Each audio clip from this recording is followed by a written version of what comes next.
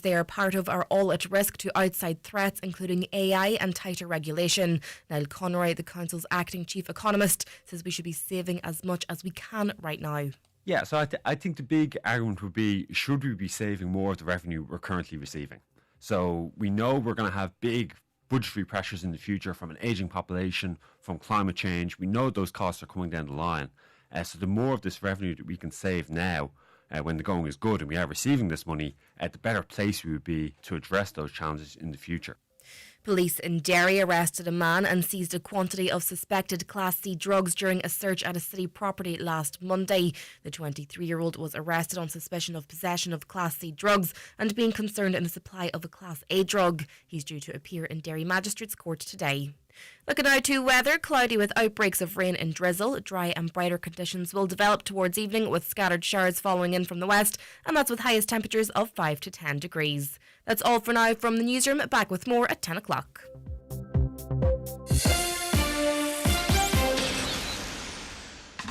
At 3, we've got a SIM-only deal to really get your claws into. Unlimited data and calls and rewards like pre-sale access to Ireland's biggest gigs with 3 Plus. All from just €20 a month. Switch to 3 today for a better connected life. Subject to direct debit, 12-month minimum term and annual price increase. Available to new customers joining 3 and 3 SIM core plan. The Talk of the Northwest, the Greg Hughes Show on Highland Radio. Hello and a very good morning. It is 3 minutes past 9 on this Thursday, the 19th of February. It's very good to have you listening. How are you keeping? I hope you're very well indeed. Right, we're here with you for the next 2 hours. We've got lots coming up on the programme. We've got an interview with the Agriculture Minister. He's up in the region launching a new pilot scheme, but we talked to him about his plans for tackling TB, the scourge for many farmers, and also to the Bald Bia sit-in. And what's his views on that? And does he think, farmers sitting in there will get their way? We also have that conversation with Lisa McGee, the creator of the Derry Girls, about her career and her new Netflix hit. That's coming up, and so much more besides. Business Matters too, I think. We have a preview today. It's Thursday, isn't it? Right, we want you involved in the conversation throughout the morning. 086 60 25,000. That's WhatsApps and texts. 086 60 25,000. We get through them all. We read them all, and we're trying to get out as many as we can on air, and we certainly do get most of them out on air. If you prefer to give us a call, though, Caroline Orr, researcher and producer, 07491 25,000, ably assisted by Shannon Wilkins. And if you want to email, it's comments@highlandradio.com. Just a word on the podcast, by the way. It's available for you when we go off air on highlandradio.com. But it's now available for you, and it can be easier sometimes, though we love the traffic on the website, on Spotify and iTunes. So if you search The Greg Hughes Show, Highland Radio, and maybe give us a like or subscribe, or even a rate, it would be really appreciated. And what happens is you get an update as soon as a new podcast is provided to you. So it makes it really convenient for you when you're out and about or wherever you are, or however you choose to listen to us. And of course, if you're listening to that podcast or indeed the overnight repeat, there was a slight tech issue for a couple of nights, but hopefully it's good tonight. Well, then feel free to text or comment if you wish, and we can pick those up and carry them into the next live show. So you're interactive, whether you're live or pre-recorded. You get where I'm coming from. Let's look at the papers this morning. More than 20 years after the Loch Swilly Preservation Group won a historic battle to get a ministerial order overturned on a 5-acre site for oyster cultivation near Rye Bridge, Rathmullen, substantial new planning applications have been made to cultivate mussels and oyster beds in Loch Swilly. The main locations are at Kinniger Head, Macamish Fort near Otway Golf Club, and at Ball Green in the Lochside, Ramelton. Other locations are close to Buncrana and the Big Isle at Manacunningham. The application covers 750 acres. We understand, the paper does, that a number of objections are already being considered with references to a landmark decision of the Aquaculture Licensing Appeals Board in 2005. More details on that story on the front of and inside that paper today. The Donegal News, people are being failed. A priest in the northwest has called on practitioners to have a greater understanding of people who present to them with mental health difficulties. The priest made his comments at the recent funeral of a young woman who had been living in Donegal prior to her tragic passing. The woman and her husband had moved to Inishowen in the last number of years. Addressing mourners, the clergyman told of how the young woman and her husband had shared a life together for 22 years. The priest spoke of how the couple had many happy moments, enjoyed holidays abroad and loved being at home together, and on it goes. But the core message from the priest there, which is covered, of course, further inside the paper in the article, is that people, he says, are being failed. The Derry News this morning, Derry City and Strabane District Council has confirmed Derry's St Patrick's Day Spring Carnival Parade is going ahead in spite of issues, in inverted commas, relating to the North West Carnival Initiative, the parade's main organising body. The Derry News understands a number of creatives previously involved with NWCI have left the group in recent weeks and retain intellectual property rights in two items which they previously designed.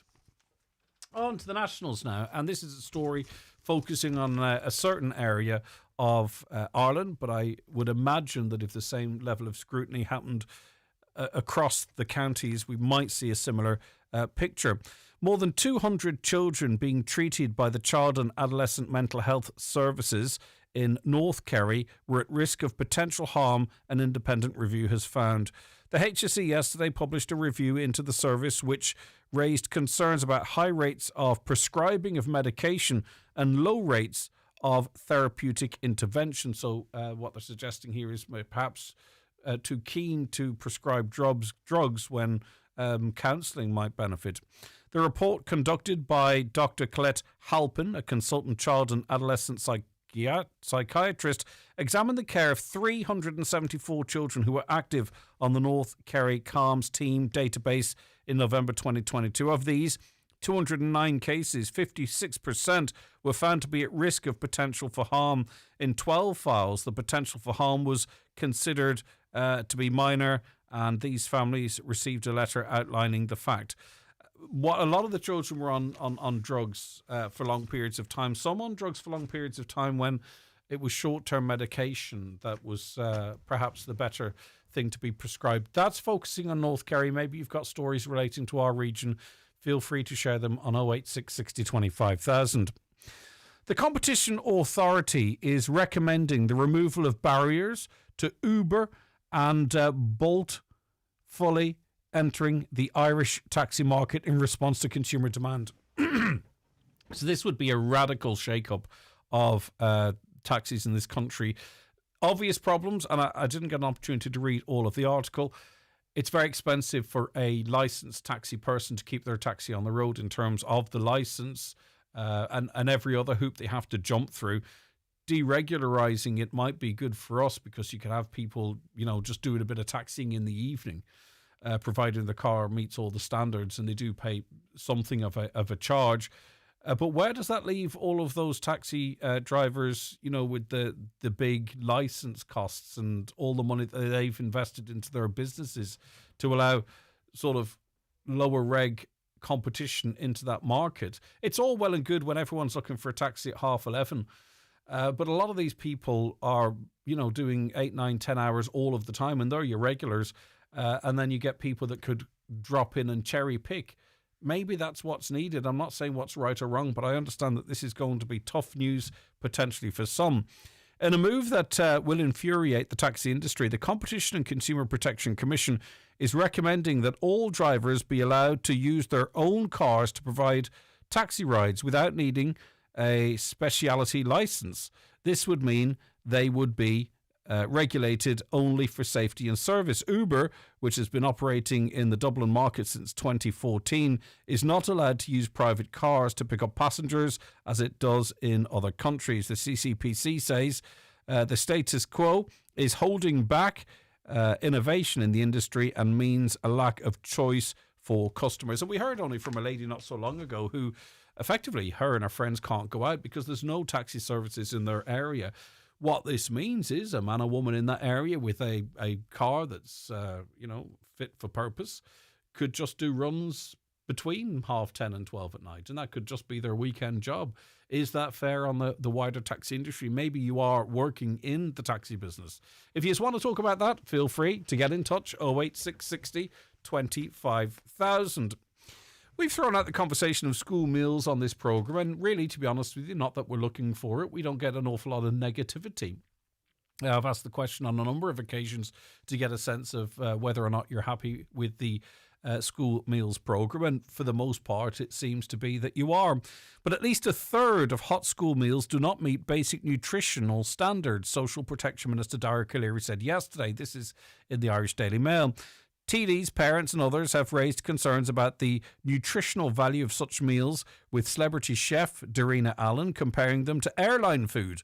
A dietitian appointed in September assessed 400 meals offered under the free school meals programme to primary schools across the country. She assessed the meals for 5 basic nutritional values out of a total of 16 different nutritional elements issued to meal providers as guidance. Mr. O'Leary said a third of the meals offered did not meet at least 3 of the 5 basic nutritional standards. Okay, they might be doing better at school than some of us are doing at home. It's very hard nowadays to get...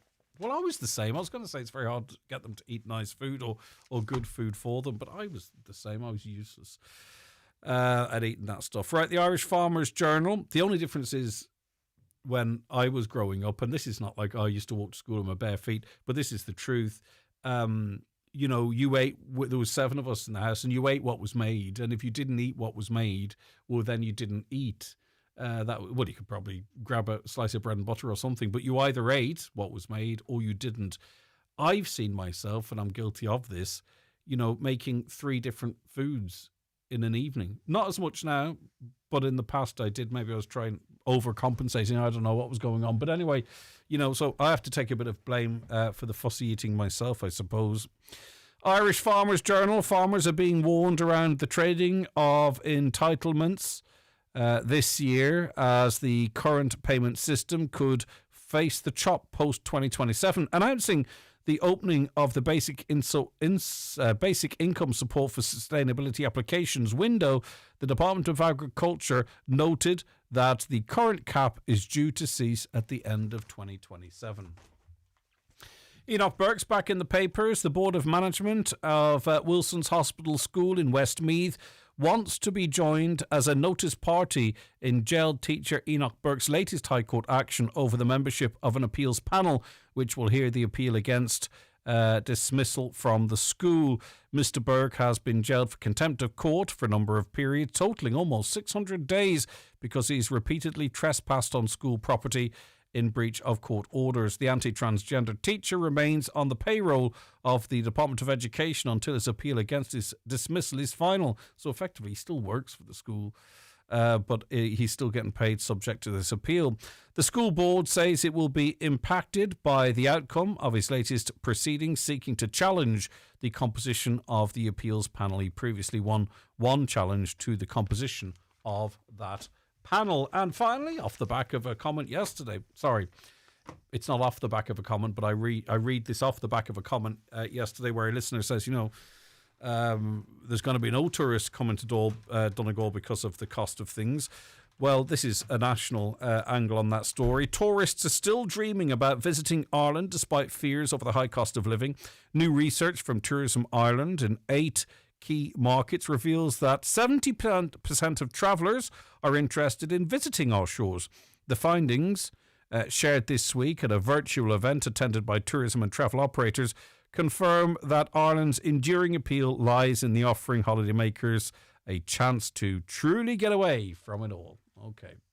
Rightio, it is time for us to take our first break. We'll be back with a conversation with the Minister. You've got an awful lot of faith in me, Caroline. I don't have that interview here. Well, I'm confident we will be back with that chat with Minister Martin Hayden, Minister for Agriculture, Food and the Marine, after we remind you how you get in touch with the show. The Greg Hughes Show on Highland Radio. Text WhatsApp 086 60 25000. Call 074 91 25000 or email comments at highlandradio.com. Newspapers are kindly supplied by Cosgrove Centra, Mountaintop, Letterkenny. Now with the new look Mountaintop Diner. The Greg Hughes Show with Letterkenny Credit Union, offering flexible mortgages up to €600,000 with no hidden fees or charges. Whether you're buying your dream home or thinking of switching your mortgage, make the move to your local, trusted credit union. Learn more at letterkennycu.ie. I had problems with my knees for about 7-8 years. I think I'd give Kingsbridge 5 stars just because of the support and help that they gave me before and after the surgery. I was a public patient and the HSE reimbursed the cost. Republic of Ireland residents can get rapid access to cross-border surgeries at Kingsbridge private hospitals in Belfast and Derry, with medical costs reimbursed by the HSE. Find out more at kingsbridgeprivatehospital.com/cross-border. Kingsbridge, your fast track to 5-star care. Terms and conditions apply. Stop scrolling, start driving. Meet the all-new Kia Sportage, Donegal's best-selling car from Donegal's best-selling brand.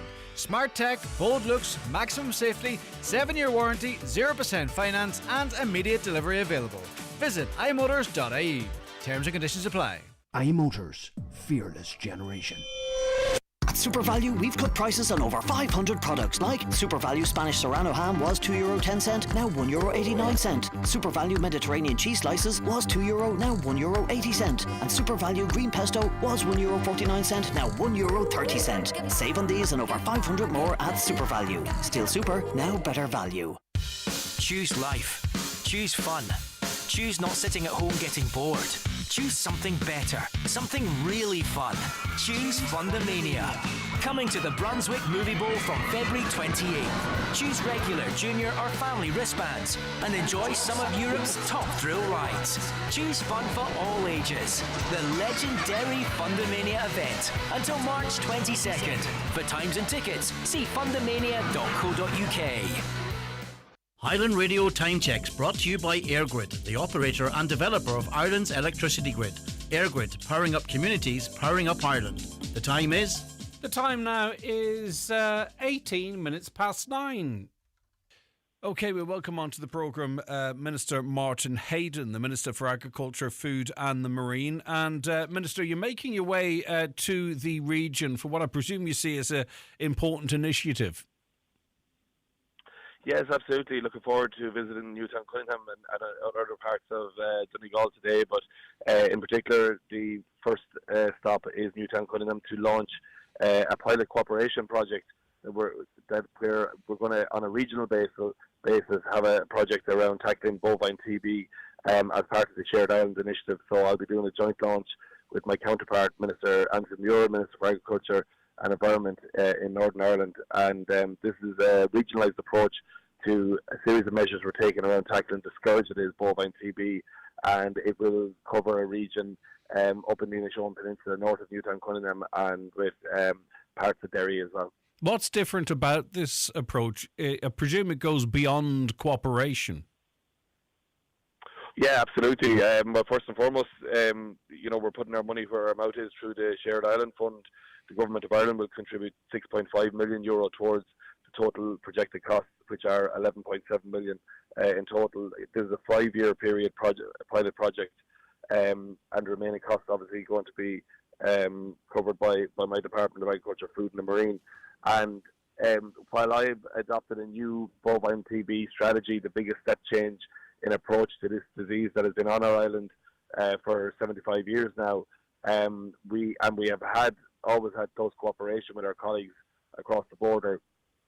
We've never had a regionalised project in it of itself, and if we look at examples of countries where they've successfully managed to eradicate bovine TB, like in New Zealand, the regionalised approach really, really worked. So at a time where our herd incidents our incidents here in the Republic are about 5.7% bovine TB, it's 10% across the border, and we are the one epidemiological island, so you can't. This disease doesn't recognise invisible borders, and you have to work it on a whole of island basis. But we are, aren't we, seeing massive increases in the TB eradication project over the last number of years? But we're seeing, very high levels of TB. Does that not really indicate that what we are doing is asking farmers to do pretty much the same thing at a record cost to the general taxpayer, when the results demonstrably are getting worse? That would have been a very fair point to make to me this time last year when I was just come into the job.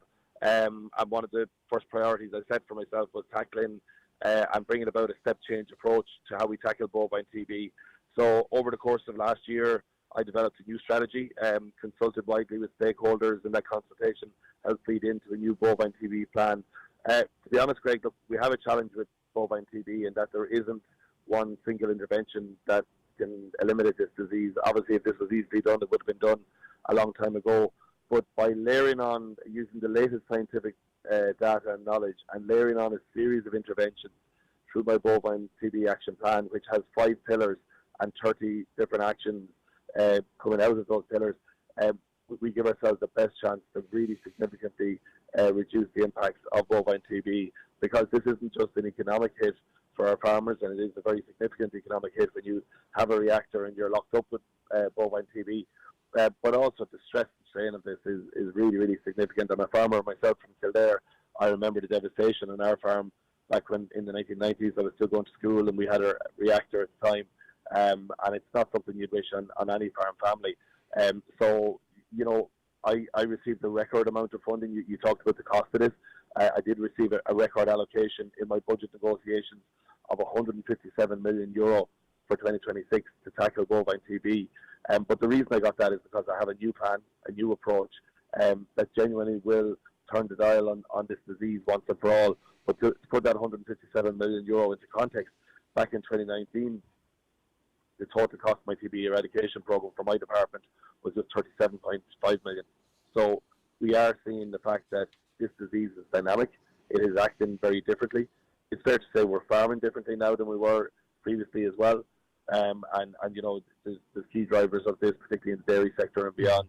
So tackling where those drivers are, understanding what's happened differently, and making that change means that we better understand this. And I don't see that €157 million be needed every year. It will be needed for the next 2 or 3 years while we get on top of this and have this change of approach that will, in the short, increase the amount of reactors, and then it will plateau out, and then we'll see a very significant decline in those impacted. And that will allow us to get back onto credibly being in a position to talk about eradication again, which I don't think we can credibly talk about at the minute with such high incidence that we have at present. Now, of course, I'm not fully across all of the changes that you are going to be introducing, but in 2018 we did change tack, did we not, from culling badgers to vaccinating them, and there is a sense, at least I've picked it up here, that has actually led to the problems, a greater problem that we're trying to address today. There is an argument out there for targeted culling in black spots deer management as well, particularly in counties like Donegal, but not exclusively. You know, did those things not work relatively successful also?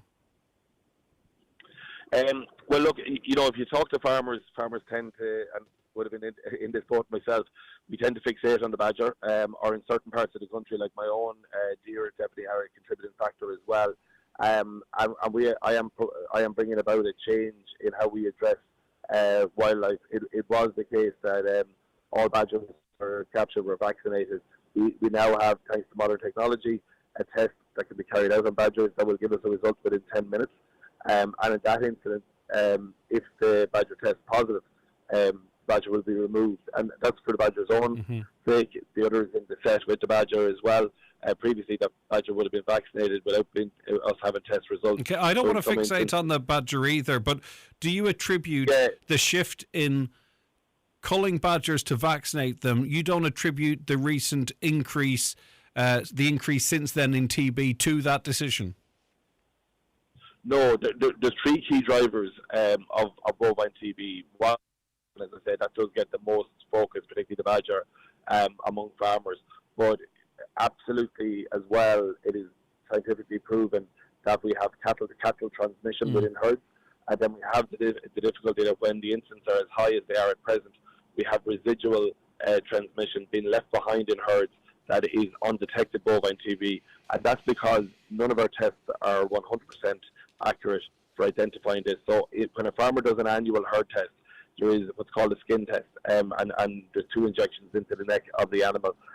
That test has an efficacy of 80%. So it means 1 in every 5 cattle that are tested will be missed. And that residual TB back in the herd has been a significant driver and a spread. But then also, if you layer on gamma interferon testing, which is blood testing effectively, with your skin testing, you bring the efficacy over to 90%. Blood testing has its own challenges in that it has a higher amount of false positives. So some animals will test positive who don't have it, and that's why you only use the blood testing in targeted areas. But by using both together, you will get a better overall picture here. And ultimately, what my new plan is about is identifying herd TB in the herd earlier, and then some of the key measures we've had that would have been quite controversial around people who are buying cattle knowing the risk profile of the herd they're buying the cattle from. That's something farmers haven't had information about before. And I've talked about this for the last year. Farmers have become more aware of it. We have seen a reduction already in incidence from 6.4% to 5.7%. And I genuinely feel the farmers are in making more informed decisions around purchasing. And that's really, really important. Okay. Because if you have a herd that traditionally is free of bovine TB and you buy a very high-risk animal, it's very important you know that you're increasing your own risk profile in this coming in. So in basic terms, it's a multifaceted approach. Absolutely, wildlife control has a part to play. But if you don't address all three key areas of spread transmission, then you will leave a gap in the hedge. Okay, just before I let you go, how sympathetic are you to the farmers that have been camped out in Bord Bia? They're looking for Larry Moran to leave his position as chairman of Bord Bia. Does Larry Moran retain your 100% support, or where do you stand on this issue?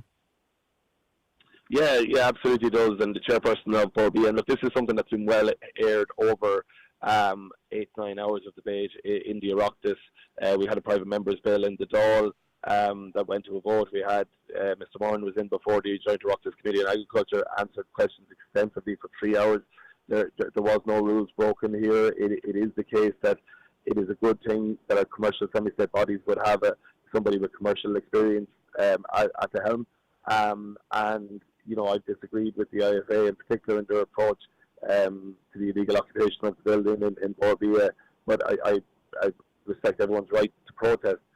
But I believe they've got this one wrong in terms of their approach to this, and I'll continue to explain the nature of the trade deals that have been talked about here are really beneficial to Irish farmers. No, I understand that, but even from someone outside of the farming industry looking on, it does seem strange to me, and I imagine it might to people around the continent, for an example, that you have someone heading up the head of the agency tasked with promoting Brand Ireland, an Irish grow, and they themselves are, using Brazilian beef in production. That is a very strange message to send out, I think, to the people that we want to hear it, even not internally, externally to the country.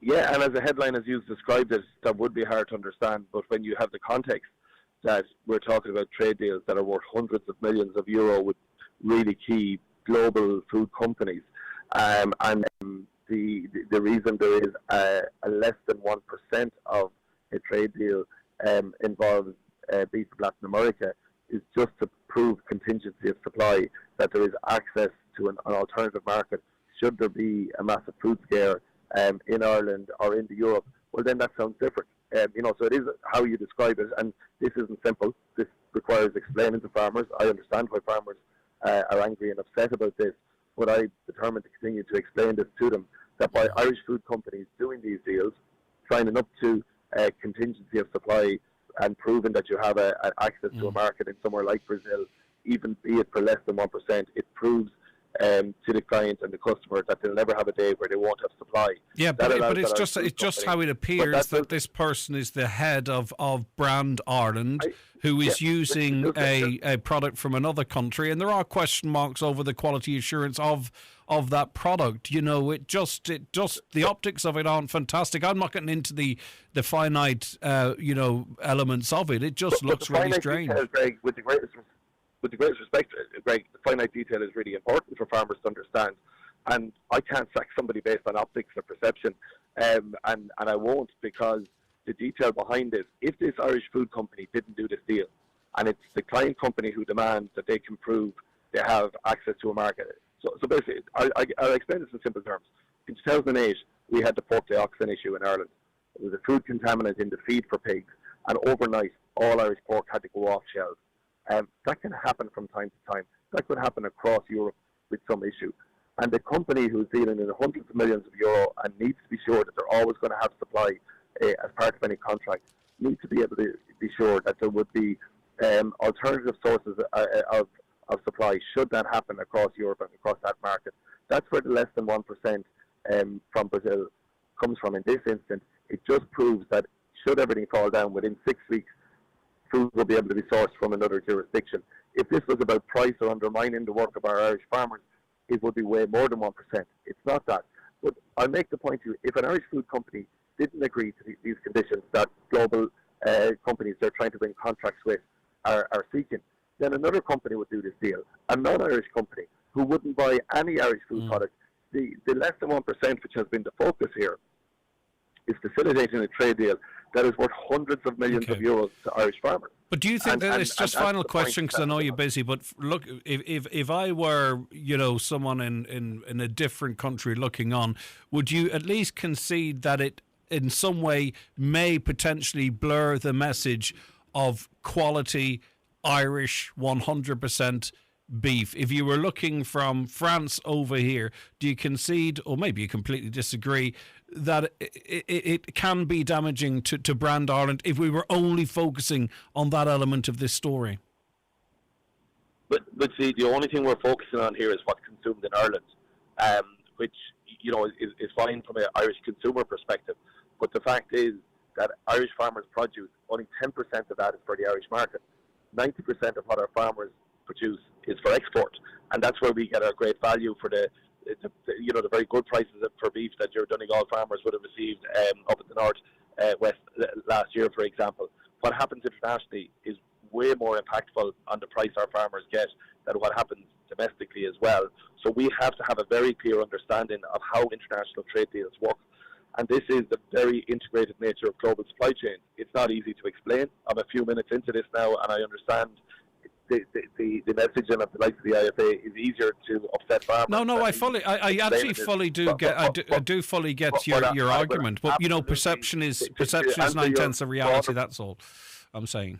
Yeah, and I understand that, and that's why for the rest of my time in the Department of Agriculture, I'll be answering questions around the nature of global supply trade deals. But I continue to explain it because I fundamentally know and believe that this is in farmers' best interest. These trade deals are absolutely why we have had another year of record growth of the value of farmers' food and drink produce that's been exported. In 2011, when I first became a TD, the value of our agri-food exports was around 10 billion euro. We expect that when the figures come out very soon for last year to have surpassed 21 billion euro for the very first time. The reason we've been able to grow the value of the food and drink that our farmers produce and give them a better price in return is because we're in those higher value markets. Our Irish beef farmers aren't competing with Brazilian beef farmers on commodity markets when they export.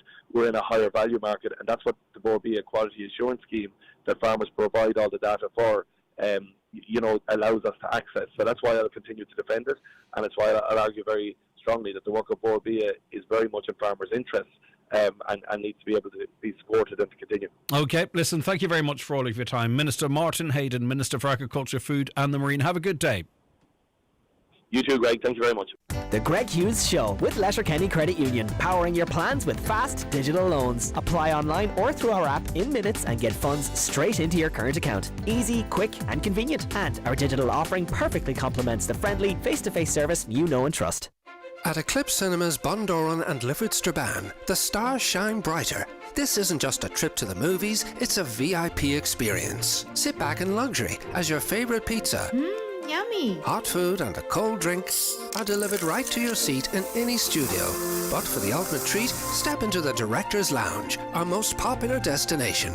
Enjoy the film, enjoy the food and savour the experience. Only at Eclipse Cinemas Bundoran and Lifford Strabane. In Ireland, it can be hard to get enough vitamin D from the sun. But did you know that 90% of us also don't get enough vitamin D from the food we eat? Avonmore Supermilk is packed with goodness and fortified with vitamin D, which helps absorb calcium for healthy bones, so you can be at your best. We can't make the sun shine, but we can help you shine. Avonmore Super Milk, a super source of calcium and vitamin D. Avonmore, make every day this good. Figures based on 2023 FSAI report. A laptop with great power, brilliant performance and premium sound, all for just €429. At Ben Sweeney Euronics, get the refurbished HP Elite Book laptop with Windows 11, 32 gigs of RAM and 512 gigabytes of storage. Enjoy a crisp screen display and Bang & Olufsen audio for crystal clear sound. Perfect for work, study or play. All for just €429 with a 3-year warranty, only at Ben Sweeney Euronics, Port Road, Letterkenny and the shopping centre Dunlow. If you're feeling unwell, Clinic 45 is open in Letterkenny and now Bridgend, providing expert care with a wide range of medical services including blood tests, vaccines, minor injuries and prescriptions. Consultations are just €45. Clinic 45 open Monday to Friday in Fort Retail Park, Letterkenny, opposite the new Duns, and now also in Bridgend. No appointment needed. See clinic45.ie. Thinking of a Euro NCAP 5-star rated new SUV this 261? The Mazda CX-60 or 80 plug-in hybrid gives you the choice of 5, 6 or 7 seats, a low APR rate, and peace of mind with a 6-year warranty. Plus, for CX-60 you can get a trade-in booster of up to €4,000. Test drive the 261 Mazda range at McGinley's Letterkenny. Mazda, crafted in Japan. 086 60 25,000 is the number you're using. A caller says we should not be exporting beef. We should be feeding people in Ireland first and foremost. Try buying potatoes grown in Ireland. Stop exporting unweaned calves. But that's the industry, though. We only need 10% of the beef we produce. What do we do with the remaining? I mean, the beef market would collapse. You either would reduce the herd by 90%, or the value of beef would just be, it would be throwaway meat, effectively. If the herd size remained the same and all of that meat was internalised. Bridie, thanks so much for joining me. Hi, how's it going? Good, Bridie. You're of the view that most farmers feel Larry Murren should go. In your view, why is his position untenable? Why must he go? I think we've worked long and hard to get the quality that we have, and farmers put in a lot to have that quality. Have to do a lot of stringent documentation and have to try and get things, 100%. That's why we have a name in Ireland for good beef. And someone who's the CEO of Bordbia, which is meant to be our stringent control area that we go to, where we get our name, has another company bringing in Brazilian beef with hormones in it. That is a complete disaster. Straight away, anybody knows that. This, and your minister was on, it's all about deals and money. But at the end of the day, if quality collapses in any sort of way, and the one thing that always brings me back to quality and what we eat and the food we get and how we get it is the incident that happened in England with mad cow disease, where apparently horse meat or horse brains was fed to cattle. Cattle went off I got mad cow disease, which people ended up eating this meat, getting CJD. And I would say people out there know people, some of their loved ones at CJD. And it's an awful, awful, awful, terrible disease. Yeah, we can quickly forget about these things, can't we? Yet it's very recent history. Yeah.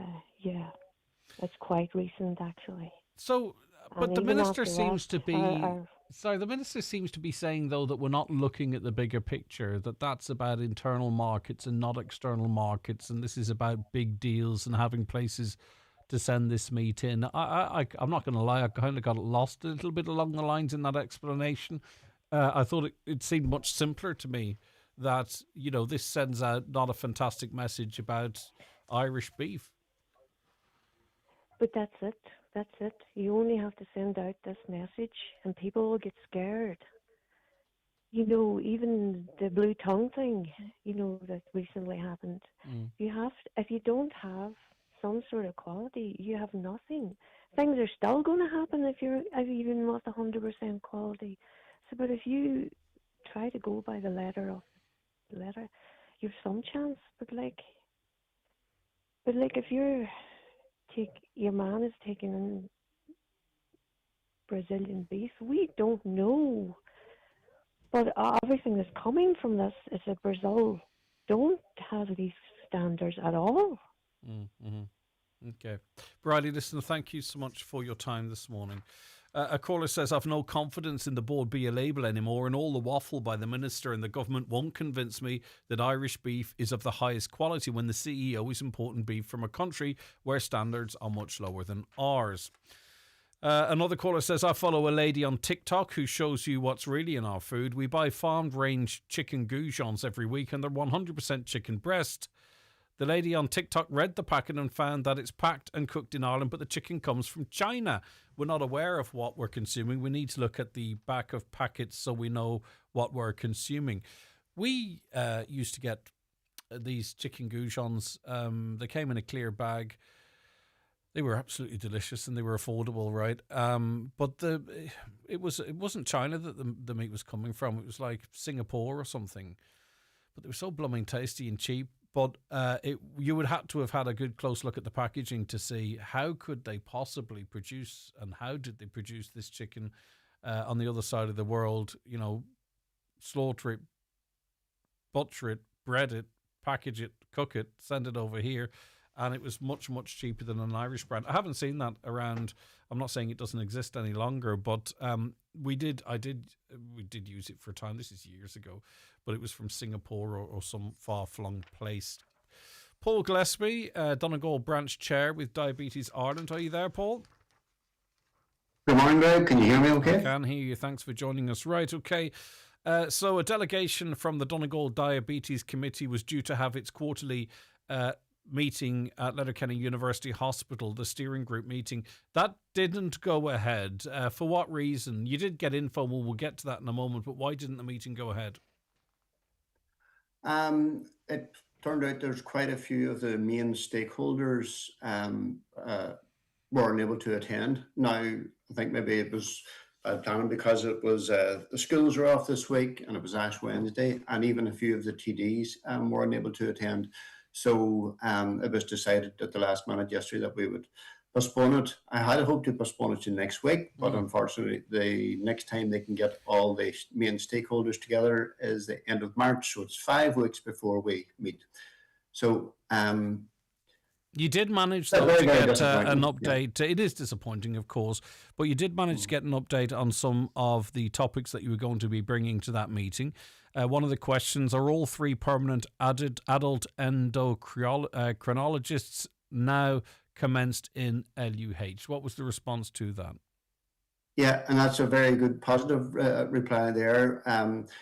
There's one endocrinologist which is shared between the community hub and the hospital, 50%. He's fully in position now, almost 2 years. The second endocrinologist started off June last year, and now a third endocrinologist has also accepted the post, and he's due to start now in the coming weeks. So we've gone from 2 years ago, whenever I was on your show, we had no endocrinologist in Letterkenny. It was in dire states. So there's great improvement there now in the endocrinology field. Yeah. That's fantastic. And just remind listeners why that's good news. What difference does that make? It makes a huge difference to particularly the control of type 1 diabetes, which, as you know, is a chronic life-threatening condition. So getting to see an endocrinologist and to review all your bloods and diet and everything like that is vital to keep you out of hospital, basically, and make sure that everything, you're not going to have prolonged complications in years to come. Brilliant. That's good. Yeah, exactly. And, you know, without reviews, maybe long-term issues that you may well have to live with, hopefully they get caught and your treatment can be adjusted accordingly. You also asked if... The government and HSE guideline is that, you know, everyone with type 1 diabetes should be seen at least every 6 months. Mm-hmm. Letterkenny had actually went to 3 years. It was 3 years recall list. So it's a vast improvement. Yeah. With the current crowd, they've actually got it down now. They've actually got 2 part-time endocrinologists doing 12 hours per week. Week about, and so they've actually got the waiting list down now, we believe, to just about a year. Okay. So, but they are committed now when they get the third one in that they hope to start performing closer to the government and HSE Really guidelines. promising, because I remember that conversation we had those couple of years ago, and it was like, well, why should someone with type 1 have a different outcome here compared to someone else? That's really positive. You also asked if the new ANP candidate in adult diabetes is now in post. And this is also, I think, isn't it, connected to adult type 1? It is, yeah. And you probably remember a good 5-6 years ago when we met with the Minister, Simon Harris at the time, and he agreed that ANPs are now vital in supporting endocrinology team. And it was determined that Letterkenny actually needed 3 ANPs in adults because of the population of Donegal. We have been fighting for years. It took them up until now to finally get the first one. So the first candidate ANP is now in place, which is brilliant. And we're pushing them to continue to advertise for the second ANP, which we also believe is vitally needed. So progress there as well. Yeah, it's all good. What else on the positive side? What other positive indications did you get in response to these questions for updates? Well, on podiatry, again, 2 years ago, there were no podiatrists in Letterkenny. Now the 2 podiatrist positions are full. The care there was a massive, well, there's a waiting list, but now they've got it right up to date.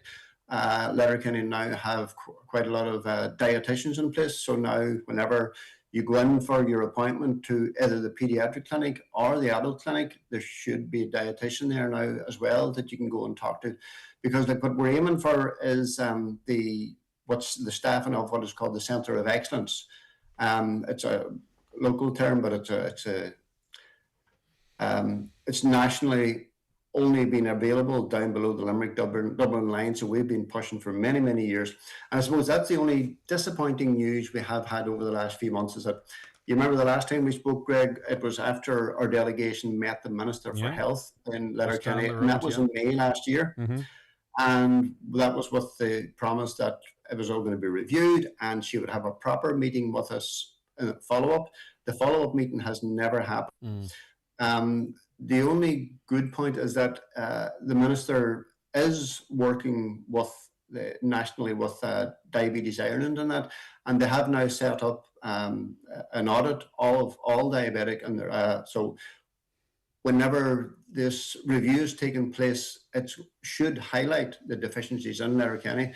But the main issue we are still chasing the Minister for is the paediatrics. We've never got the Centre of Excellence. We've never got the paediatric endocrinologist, even though in 2025, the hospital had prioritised in their estimates that the paediatric endocrinologist was badly needed, and it has never been approved or sanctioned. So is that priority? Is that still on the list, so to speak? Is it still a priority? Yeah. Okay. So, I mean, and we'll review again after the next meeting. You know, we've made a lot of progress here. It has to be said, I think.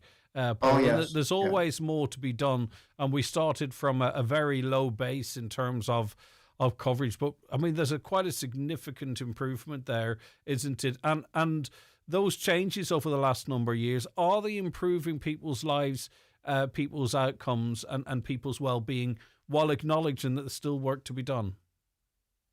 Yes, we can start to see it already. Like in particular, we have to congratulate the ANPs and the CNSs and everyone working the diabetes in Letterkenny, and including the support doctors who were not endocrinologists, but they were still stepping in to help out for the last couple of years.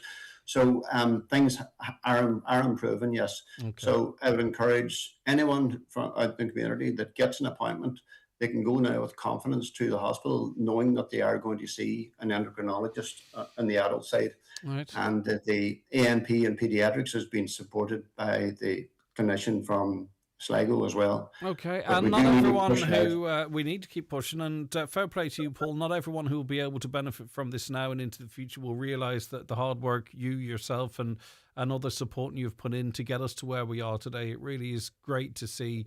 As I say, so much improvement with quite a bit to go, but we're in a far better place now, and I hope you're proud of yourself. I'm very proud and of my committee as well. We have a very good, hard-working committee, and I also must shout out to all the 5 Donegal TDs are really pushing hard for us to now that there is a bit of an impetus and things are improving, that we need to get the Centre of Excellence. And one of the other things that we keep highlighting at any meetings is that we honestly believe that the Letterkenny Hospital has to be moved to a Tier 4 hospital. It's the 6th busiest hospital in Ireland. It's not funded to that event, but as well as that, like Letterkenny is so isolated geographically, and there's no rail network, there's no motorways. So like Letterkenny Hospital needs to be a complete revamp, and it'll raise all care paths and will improve greatly if we get Tier 4 funding. All right, Paul, thank you.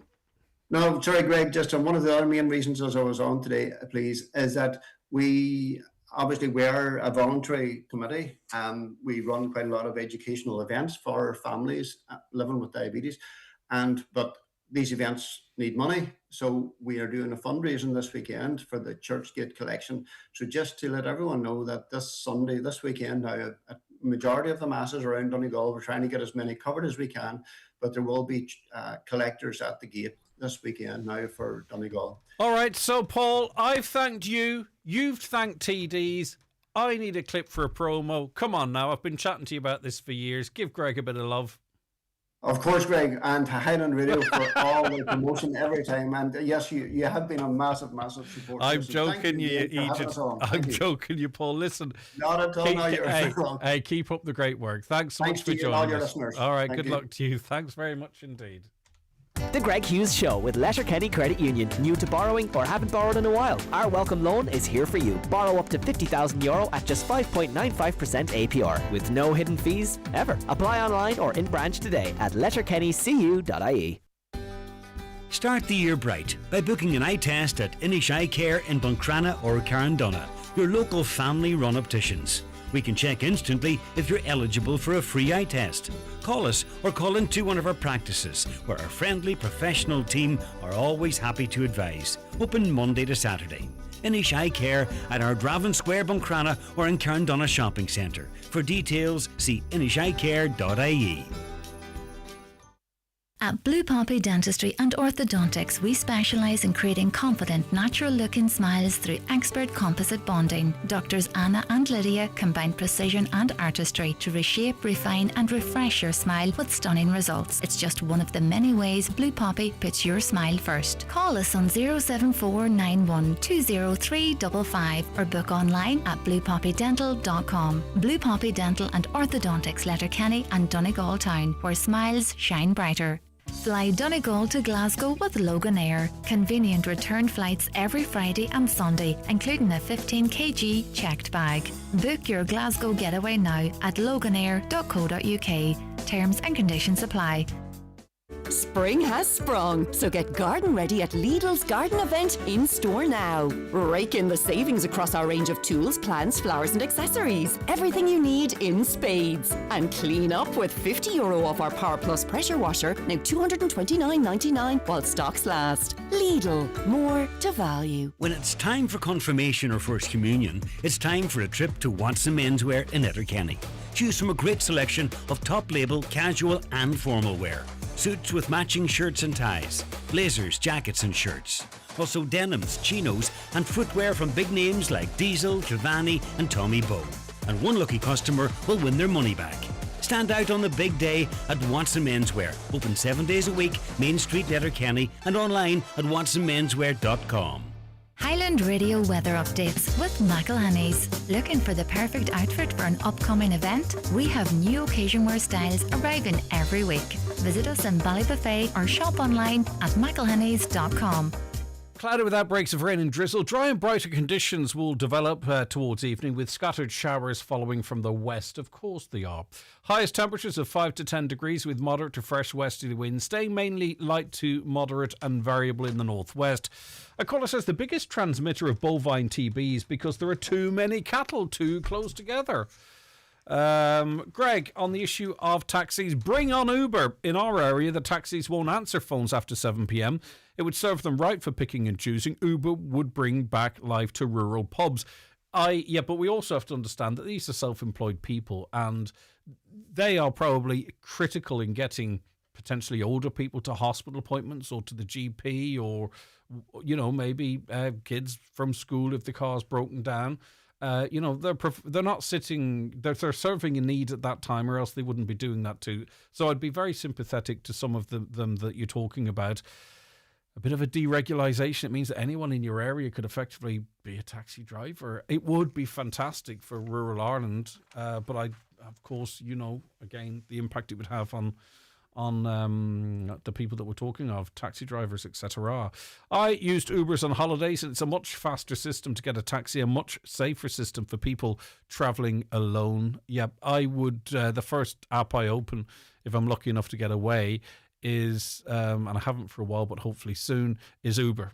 I'll be honest with you. But that's not to say I just don't have an understanding of the internal taxi systems of these countries. It's just really handy. On the issue of boiled beer, I'm delighted to hear the debate on imported meat and what's in it. Remember when Robert Kennedy Jr. spoke about similar in the USA? The media branded him a madman. We'll be eating ourselves to the grave with this foreign meat, says a listener. Loads coming up in the second hour of the Greg Hughes Show. Please stay right where you are, but we're going to keep you up to date with what's happening across the region by way of the news. The Greg Hughes Show with Letterkenny Credit Union, offering flexible mortgages up to €600,000 with no hidden fees or charges. Whether you're buying your dream home or thinking of switching your mortgage, make the move to your local, trusted credit union. Learn more at letterkennycu.ie. McGowan Hearing, one of the longest established audiologists in the Northwest, now have weekly clinics in Letterkenny, Buncrana and Carndonagh. Book your free hearing aid consultation at one of these clinics, or with audiologist Darren McGowan in your own home. Call 07191 00208 or visit mcgowanhearing.com. For a great night out, full of laughter, Letterkenny Music and Drama Group presents Boeing Boeing, the fast-paced comedy where one bachelor juggles 3 glamorous air hostesses until flight changes bring them all to his apartment at once.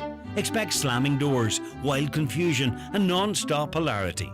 Fasten your seatbelts for fun and laughter. Catch Boeing Boeing at Ngueenan Theatre, Letterkenny, Friday, February the 27th and Saturday the 28th. To refresh your home, visit Foy's Fabric Department in Letterkenny. We've got ready-made curtains, made-to-measure options, window blinds of every kind and so much more. From cushions and throws to upholstery fabrics, choose from top global brands and get advice from our experienced interior design team. Style it your way with Foy's, Port Road, Letterkenny. Get the job done with the right tools or equipment from Watson Hire in Letterkenny. From power tools to hand tools and diggers to dumpers, you'll find all you need at Watson's. Scissor lifts, generators, power washers, whatever you need to get the job done. For a fast and reliable hire service, contact Watson Hire Lisnen in Letterkenny on 9167777 or see watsonhire.ie. Have you got your tickets yet? They're selling fast for the Highland Radio Birthday Bash, celebrating 36 years on air. Join us on Tuesday the 24th of March at the Mount Derrigal Hotel for a fantastic night with Mike Denver, Jimmy Buckley, the Tumbling Paddies, Patrick Finney, Aoife Neal and David James, all on one stage. Tickets are available now from the Mount Derrigal Hotel, online at highlandradio.com or call 07491 25000 today. Don't miss the Highland Radio Birthday Bash. Grab your tickets while you still can. Live, on air, online and on the Highland Radio app. This is Highland Radio News. Good morning, it's 10 o'clock. Donald Kavanagh at the news desk. A major new cross-border pilot project to tackle bovine TB is being launched today in Newton Cunningham. Agriculture Minister Martin Hayden and his northern counterpart Andrew Muir MLA will launch the project as part of the Shared Island Initiative this afternoon. On today's Greg Hughes Show, Minister Hayden says the experience elsewhere is that regional approaches to tackling TB work. This is a regionalised approach to a series of measures we're taking around tackling the scourge that is bovine TB, and it will cover a region up in the Inishowen Peninsula, north of Newtown Cunningham, and with parts of Derry as well. First and foremost, we're putting our money where our mouth is through the Shared Island Fund. The Government of Ireland will contribute €6.5 million towards the total projected costs, which are 11.7 million. This is a 5-year pilot project. Across Ireland, cash withdrawals fell last year, but Donegal was an exception, with withdrawal values remaining steady. A new report by the Banking and Payments Federation indicates mobile contactless payments are now overtaking cards for many users. Last year, €30 billion was spent via contactless payments, with the average person making 298 transactions, more than half of them on mobile devices. Nationwide ATM withdrawals dropped by 7%, but Gillian Byrne, head of payments at BPFI, says cash is still very much in use. Cash does continue to play an extremely important role for consumers, but the convenience and the security of contactless and mobile payments is likely driving the growth in consumer adoption here in Ireland. And whether people pay by card, by smartphone, by their Apple Watch or cash, what's important is access and choice for consumers. So the payment sector will continue to innovate and adapt to these preferences. Just 3 companies provided almost half of the corporation tax collected in Ireland in 2024. The state's spending watchdog is warning that government coffers are too reliant on such a small number of multinationals. The Irish Fiscal Advisory Council says the 3 companies involved are in the tech and pharma sectors, but hasn't named them. It says while the firms are highly profitable, the sectors they are part of are all at risk of outside threats, including AI and tighter regulation. Niall Conroy, the Council's acting chief economist, said we should be saving as much as we can right now. Yeah, so I think the big argument would be, should we be saving more of the revenue we're currently receiving? So we know we're going to have big budgetary pressures in the future from an ageing population, from climate change. We know those costs are coming down the line. So the more of this revenue that we can save now, when the going is good and we are receiving this money, the better place we would be to address those challenges in the future. Police in Derry have arrested a man and seized a quantity of suspected Class C drugs. It happened during a search at a property in the city on Monday. The 23-year-old was arrested on suspicion of possessing a Class C drug and being concerned in the supply of a Class A drug. He's due to appear in Derry Magistrates Court today. An Garda Síochána has been criticised by the UN for its expanded use of less than lethal weapons. Human rights experts say the purchase of double-strength pepper spray and its alleged use on peaceful protesters is alarming. The force bought the Sabre Red Cross Fire Mark III gel following the Dublin riots in 2023. Concerns have also been raised about the expanded use of tasers to the regular unit, with experts dismayed that the weapons may be used against pregnant women and the elderly. Former Detective Garda Pat Murray, however, says Gardaí have very clear instructions on how these are to be used. The Gardaí engage in rigorous training, and I know this because when, let's say, the wooden baton was defunct, guards were given the ASP and they were rigorously trained in the ASP. Then when the pepper spray came in, they were rigorously trained in the pepper spray.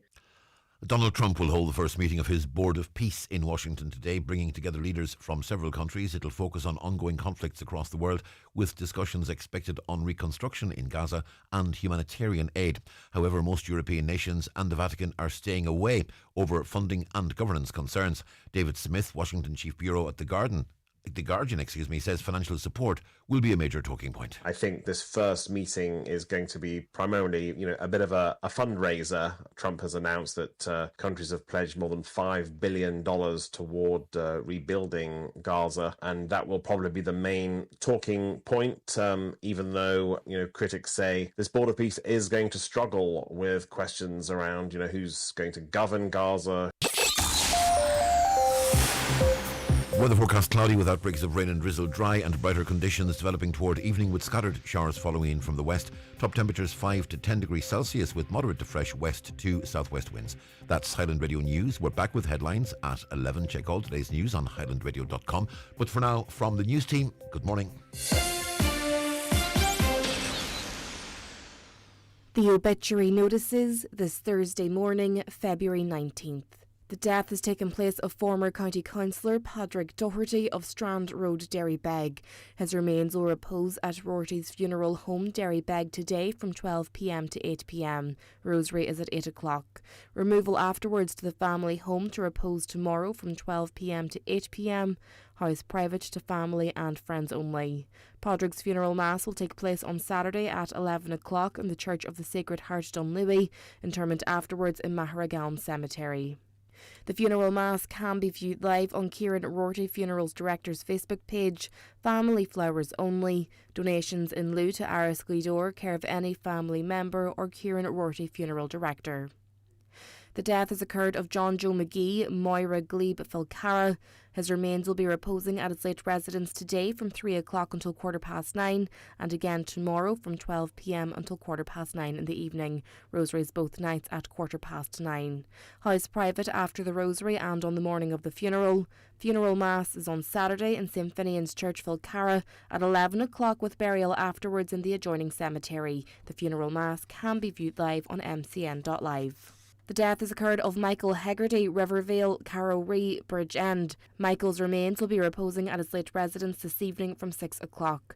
Removal from there on Saturday morning at 10:15 to St Mary's Church, Fawn, for Requiem Mass at 11 o'clock, followed by interment in the adjoining graveyard. Requiem Mass can be viewed on churchservices.tv. Family time please from 11 p.m. to 11 a.m. and on the morning of the funeral. The death has taken place of Mary McIntyre, née Love, 467 Croghan Heights, Lifford, formerly of Townsend Street, Strabane, reposing at her home. Funeral leaving her home tomorrow at 11:45 for Requiem Mass at St Patrick's Church, Murlog, Lifford at 12:30. Interment afterwards in the adjoining cemetery. Family time please from 10 o'clock tonight and before the funeral tomorrow. The Requiem Mass can be viewed live via the parish webcam. The death has taken place of Bernadette Innes, née McIntyre, 1 Jeffrey Avenue, Waterside, Derry, reposing at her son David Robinson's home, 30 Brookvale Crescent, Gallia, Derry today from 12 noon. Funeral leaving her son's home tomorrow at 10:25 for Requiem Mass in St Joseph's Church, Gallia at 11 o'clock. Interment afterwards in St Patrick's Cemetery, Dunamore. Family time please from 10 p.m. tonight and before the funeral tomorrow. The Requiem Mass can be viewed live via the parish webcam. The death has occurred of Conor McBurty, 5 Points, Kelly Beggs, reposing at McBurty's funeral home, Kelly Beggs, today from 2 p.m. to 6 p.m, followed by removal to his late residence for family and friends. Funeral Mass on Friday in St Mary of the Visitation Church, Kelly Beggs at 11 o'clock, burial afterwards in the local cemetery. Mass will be streamed live on mcn.live. The death has taken place of Anne McGrath, 4 Owen Reid Drive, Strabane, formerly of Ballyfatton, reposing at her home. Funeral leaving her home tomorrow morning at 9:30 for Requiem Mass in St Mary's Church, Melmount at 10 a.m. Interment afterwards in the adjoining cemetery. Family time please from 9 o'clock tonight and before the funeral tomorrow. The Requiem Mass can be viewed live via the parish webcam. The death has occurred of Bridget Williams, née Diver, Ard O'Donnell Letterkenny, formerly of Cosh Clady Guidor. Her remains will repose at the Eternal Light Chapel of Rest, Mountain Top, Letterkenny, today from 4 o'clock until 5:30. Removal afterwards to St Eunan's Cathedral, Letterkenny for 6 o'clock to repose overnight. Funeral Mass will take place tomorrow morning at 11 o'clock, with interment afterwards in Maharagown Cemetery, Guidor. Funeral Mass can be viewed on churchservices.tv. Family flowers only please. Donations in lieu to Mary's Meals, care of any family member or Kieran Rorty Funeral Director. The death has occurred of Monica Rogers, Kildrum, Upper Killay. Funeral from the family home this morning at 10:30, going to Church of All Saints, Newton Cunningham, for Requiem Mass at 11 o'clock. Interment immediately afterwards in the adjoining cemetery. The death has occurred of Tess Jordan, née McGinty, Donegal Town, formerly of Glenfin. Tess's remains will repose at Cheer Connell Funeral Home at Drumrisk, Donegal Town from 2 o'clock until 9 p.m. today. Requiem Mass in St Patrick's Church, Donegal Town at 11:30 tomorrow morning, with burial afterwards in Clark Graveyard. Family flowers only please. Donations in lieu of flowers to Donegal Community Hospital Patients Comfort Fund. Tess's Requiem Mass can be viewed on mcn.live. For family information and more details regarding wakes and funerals, please go to highlandradio.com. Highland Radio. Stock up on pet gear at Aldi. In store from Thursday 19th. Because why would you spend a fortune on designer things for your dog? They won't have a clue that their comfy new bed was only €14.99. That their posh food stand was just €8.99, or that their fancy new leash was under €7. Because they're dogs. They have absolutely no concept of money. Happy dogs. It's not complicated. At Aldi. Get the full picture. The Greg Hughes Show on Highland Radio. Right, so we have been covering changes to the SNA system. We've been learning and highlighting the fact that some schools were being told that under new criteria that they'd be losing SNAs, even though the need within those schools, as SNAs were placed previously, hadn't changed, if you get where I'm coming from. And a pause was put on this, and a pause was put on these reductions. But things aren't all set in stone yet, or all sorted yet. Fiona is mother to 7-year-old Shifra, who has a newish type 1 diabetic, and joins me on the show now. Fiona, thanks so much for joining us. Hi, Greg. Thanks for having me. Right, so it's almost like a stay, isn't it, rather than a victory here? Because as we were hearing from people on the show yesterday, we need to know exactly what's going on now and what will be happening into the future to ensure that children who need these supports get them. Yes, exactly. When I heard the pause, I have to say I was happy at first, and then when I actually sat back and thought about it, I thought a pause is just something that they stopped for now. They are going to come back to it.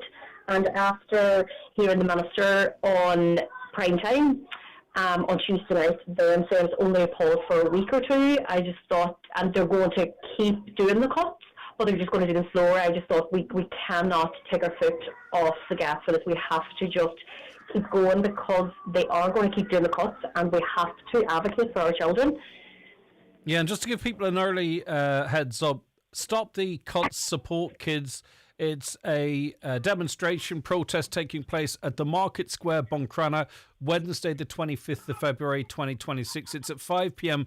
And I think, Fiona, it's important that we as a community understand the issues here, because it's very possible, right, that we could have, six very resilient mums standing there. I'm sure the turnout will be much greater than that. But that doesn't reflect that this is a situation that affects the entire population, not just those you would think it would affect.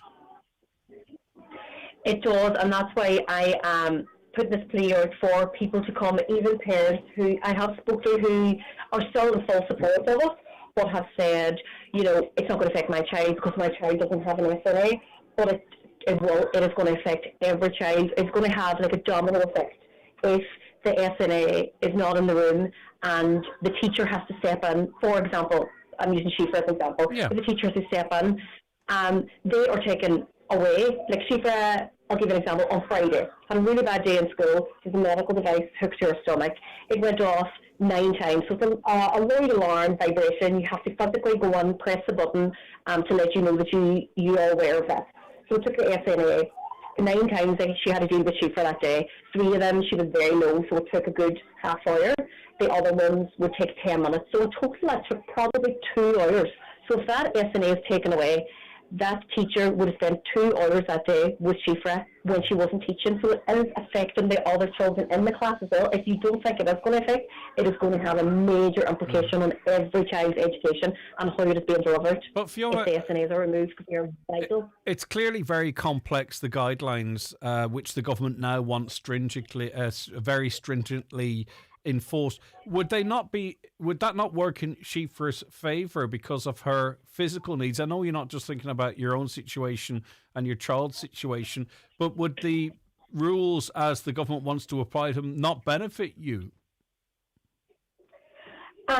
In that, yes, you probably are right. Yes, they probably will. And even though Cockrell School, like St. Orange, that they go to have been cut, Shifra will probably still get her SNA, but there is 28 children in that school who need extra help, 27 plus Shifra, who need that help. So if Shifra gets one of them, that's only even 1.5 SNA for 27 other children. And the likelihood is, even though they will want to, they will have to pull, say Shifra gets SNA away to help with something else. So it is going to impact her, and it's going to impact every child that needs it. And it shouldn't just be, yes, Shifra's a medical need, some children have physical needs, but there's a lot of emotional needs, behavioural needs, and sometimes children just need 5 minutes out just to be brought out for a 5-minute break. And this is where the SNAs are so important. Mm-hmm. And really your answer to that question is perfect in that we can't just be thinking about ourselves or individually. We have to look at the bigger picture, which is exactly what you are doing. And we are the bosses of the government. That's how it works. We vote them in. We're their bosses. If there's 25,000 SNAs and the promise of millions more, and some people may have voted this government in off the back of thinking we would have more SNAs in schools, well then that's what has to be delivered. It's what teachers and parents and the government themselves think is best for our children. And that's what this protest is about, isn't it? It's holding their feet to the fire to say, we should call the shots here, and this is what we want, and this is what we need. Yeah, and exactly. And there is not a school out there who does not need more SNAs or needs to lose any. If anything, our school could do with more, and so could many other schools. There's no way that they can justify removing SNAs. And as you said, we are their boss, but hopefully something like this they will listen to, because they are doing this protest nationwide. It's in Dublin, Kerry, Cork, most of the counties that are affected. So I just thought we need to do it in Donegal because it has affected us. And we need to show that we won't stand for it either. Okay, so if you want to back She for the parents and the children and the teachers, by the way, and the SNAs as well, Stop the Cuts, Support Kids. It's a protest demonstration taking place at the Market Square, Buncrana, on Wednesday, the 25th of February, 2026 at 5 p.m. If you've half an hour, 45 minutes, whatever, you can go out and show your support. Thank you, Fiona. Best wishes to you, Shiva, and the rest of the family. No problem. Thank you. Thanks. Bye-bye. Look after yourself. Let me do a request. Seamus Downey is in Derry. And a big happy birthday to you, Seamus, from Andrea, Hugh, Gareth and Adam. Have a great day. Back to comments, though. Farmers should pull out of bull beer. Far too much bureaucracy and very little for it. When the top man can't import, or when the top man can import Brazilian beef without any regulation, this in turn cuts the price of Irish beef. Yes, our beef industry is too big, too many cattle. It's why there's so much bovine TB, polluted land and rivers. The ranchers are making the money and the rest of us suffer the environmental consequences, says a listener. On the issue of, let's stick with that for a moment. The EU will soon not allow a guaranteed Irish symbol. A new symbol for the European market will be created and we'll have to follow that. Europe is killing our standards and no one is doing anything about it. And on Ubers, the Competition and Consumer Protection Commission are saying we need to open up the Irish taxi market. As the wife of a taxi man, we struggle to make a living from it. Now they want to add more into the market because of the risks of working late at night now. He only does day work, but mostly that work is 6.5 days a week. We have a daughter in university, so we are trying to live and pay bills here and keep her in college. It's next to impossible. We're just scraping by. Thank you, because I was trying to articulate the impact this might actually have on, the current taxi providers who've been there for us through thick and thin. Not always when we want, right? But they're often the lifeline to get home and have been there when public transport isn't, etc. So we have to try and consider everyone's position, I suppose. Rightio. Good luck if you're playing the bingo today. It's time for Vision Ireland Bingo on Highland Radio. It's Thursday, the 19th of February, Jackpot Day. You're playing for the jackpot prize of €13,800 on the pink sheet. The reference number is S19. It's game number 8. The jackpot number is 79. This number can come out in any position from the next 10 numbers drawn. And now, here are your daily numbers. 88, 75, 27, 29, 18, 23, 87, 40, 46, and finally 52. Phone your claim to 910-4833 before midnight, leaving your name, contact number and the name of the shop where you purchased your book, and we'll call you back the next working day. Get all your Vision Ireland bingo information at highlandradio.com. This Friday, the Jive Time Show is live from the brand new Skechers outlet store in Letterkenny Retail Park. We're celebrating the first Skechers store in Donegal and the 25th in Ireland with a huge opening offer and fantastic giveaways on the day. Discover unbeatable outlet value on footwear, apparel and accessories for all the family. Don't miss it. The Jive Time Show live from 1:30 this Friday from the new Skechers outlet in Letterkenny Retail Park. Ready, set, DIY with Homeland's February mega deal. Save 10% of all Snickers trousers. DeWalt 18-volt combi drill plus 2 batteries, now €269. Save €50. And there's Dulux Weather Shield White, 10 litre plus 10% free. Buy 2 buckets for €99. Ends February 21st. In-store and online at homeland.ie. They say time equals money, so spend your money where you spend your time. No matter what your preference is, Cooney's Home Interiors has something to suit every taste and budget. With our extensive range of home furnishing to fit every room and style, from mattresses and beds to rugs, mirrors and suites of furniture. Visit us in store today and see for yourself what Cooney's have to offer, and let us help you make your dream home a reality. Cooney's Home Interiors, Letterkenny Retail Park. Huge range, great prices. The Greg Hughes Show with Letterkenny Credit Union, powering your plans with fast digital loans. Apply online or through our app in minutes and get funds straight into your current account. Easy, quick and convenient. And our digital offering perfectly complements the friendly face-to-face service you know and trust. Right, so earlier this week I was joined by a writer who needs very little introduction but deserves a massive one. She's the mastermind behind the global phenomenon Derry Girls, a show that didn't just put Derry on the map, it carved it into the hearts of viewers from New York to Delhi. And after keeping us all waiting to see what she'd do next, she finally is back. Her brand new Netflix series, How to Get to Heaven from Belfast, has just landed, trading the school uniforms of the 90s for a high-stakes, darkly comedic mystery set in the heart of modern-day Belfast. Lisa, thank you so much for chatting to us, and congratulations. It must be a wonderful feeling to see your body of work up there to a global audience.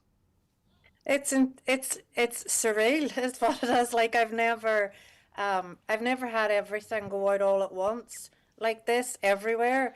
So it's certainly new because everyone's at different stages of the story. But yeah, it's incredible. Do you have any preference as to how something is consumed? Do you know, I mean, traditionally it's like that weekly release. Now we're obviously in an era and you can't push back against the tide where people might choose to watch it all in one go. I find when I do that, sometimes a particular episode I can maybe miss what the creator wanted to get across in that moment because it becomes part of episode 4 or 5, right? Do you worry or think much about that or bother yourself with it?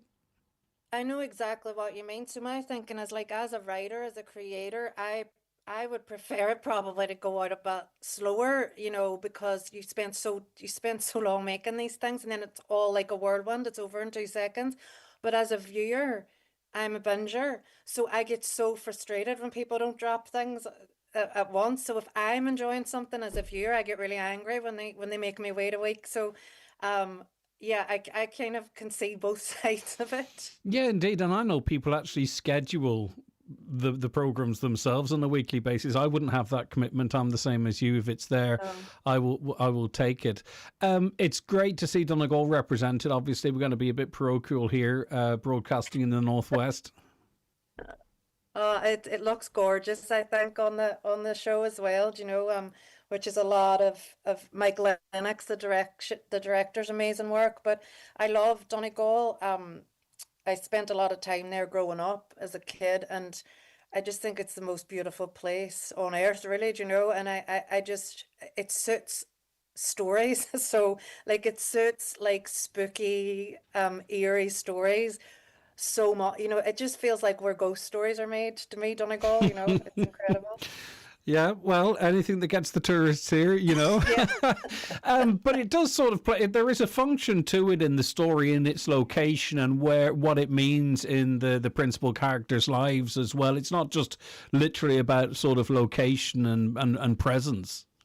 No, it's where the sort of missing member of their gang has gone to make her life, really, and yeah, they haven't. The three other friends haven't seen her in 20 years, and they're all from Belfast. But she's sort of taken herself often hidden herself away in a big house in Donegal, in rural Donegal.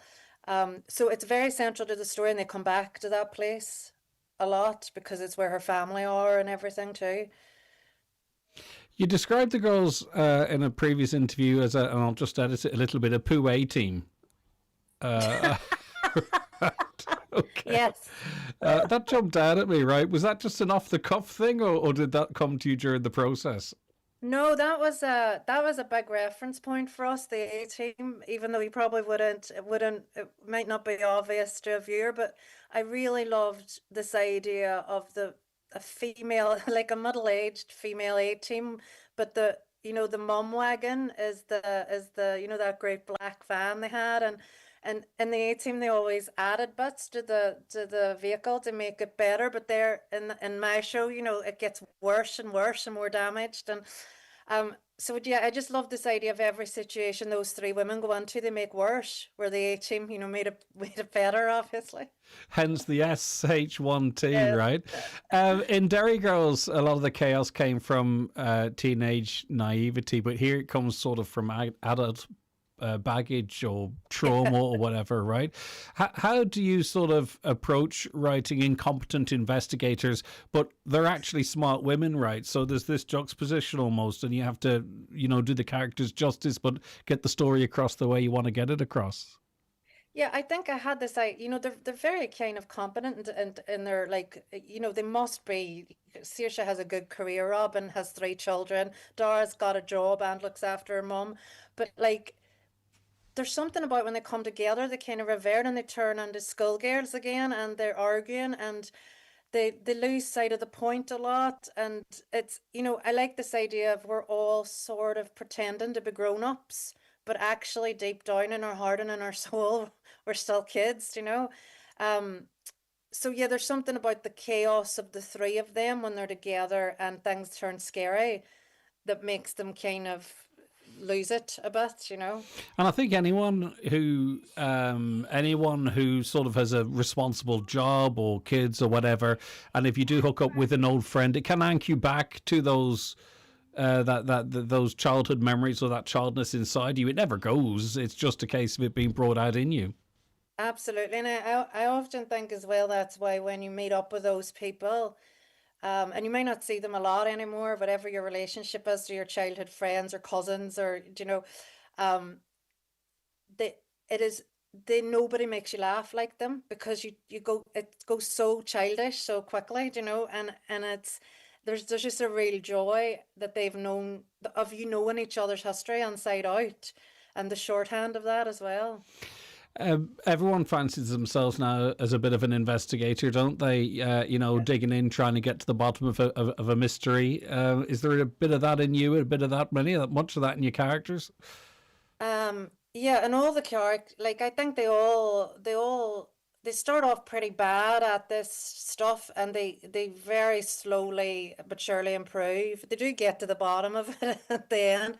I think I'm completely obsessed with true crime and all that stuff as well, and with I watch a lot of thrillers and mystery stuff on TV too, and read a lot of that. I don't know what your situation is, but my partner is of the view I am actually researching to do away with her. I watch so much of this stuff. I stumbled on the first 48. I don't know if you've watched that.